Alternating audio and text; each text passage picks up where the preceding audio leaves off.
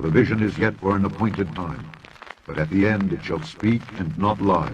Though it tarry, wait for it, because it will surely come. It will not tarry. What underpins a world order is always the financial system. I was very privileged. My father was an advisor to Nixon when they came off the gold standard in '71, and so I was brought up with a kind of inside view of how very important the financial structure is to absolutely everything else. And what we're seeing in the world today, I think, is we are on the brink of a dramatic change where we are about to, and I'll say this boldly, we're about to abandon the traditional system of money and accounting and introduce a new one. And the new one, the new accounting, is what we call blockchain. It means digital. Can you imagine there ever being a time when men will not use money? A cashless society? The whole agenda is to create a one world government where everybody has an RFID planted in them. All money is to be in those special, right? There'll be no more cash. And this is giving me straight from Rockefeller himself. This is what they want to accomplish. And all money will be in your special. And so instead of having cash, anytime you have money in your special, they can take out whatever they want to take out whenever they want to. If they say you owe us this much money in taxes, they just deduct it out of your special digitally. Total control. Total control. And if you're like me or you, and you're protesting what they're doing, they can just turn off your special, and you have nothing. You can't buy food. You can't do anything. It's total control of the people. And that's connected to a database that has your purchasing records, what you do. Everything is in there, you know? And so they want a one world government controlled by them, everybody being special, all your money in those specials, and they control the special, they control the people, and you become a slave, you become a serf to these people. We're going to change the banking system. We're going to change the currency. We are going to move to a cryptocurrency system, a digital system. And you know they're going to go to implanted RFID. I mean, you know that. I mean, it's coming. And you know what you will do? You'll do it. You'll just do it. When are we going to all have a chip planted into our wrist? I think sooner than you think. They're already making plans for this digital currency to be implanted in people. Guys, this is happening now. This is the mark of the beast.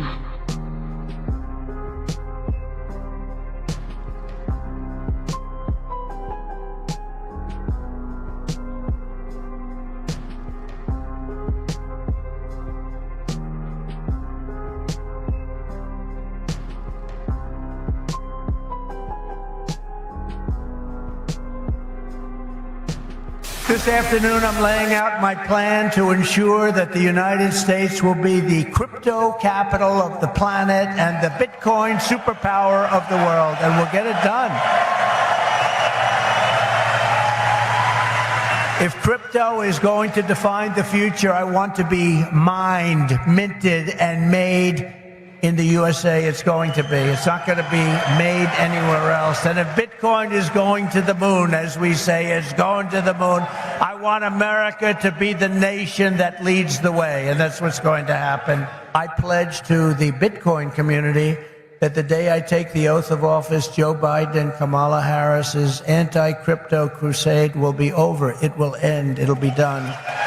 It'll be done.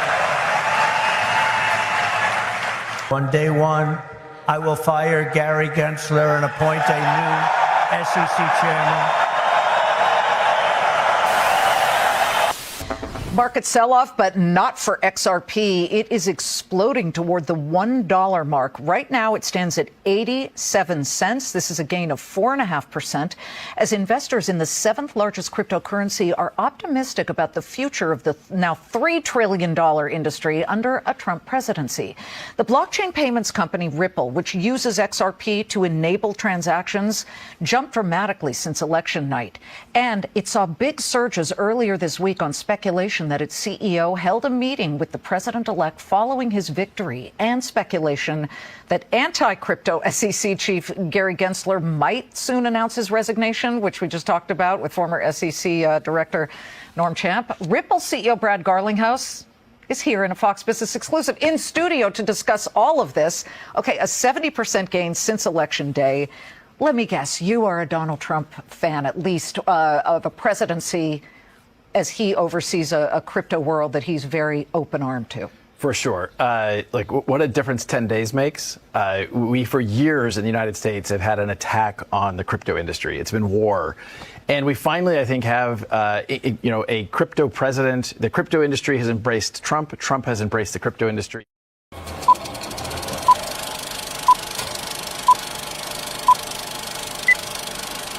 The end of currencies is what they're proposing. In some way, shape, or form. We don't know exactly what it's going to look like, but that's what they're working towards.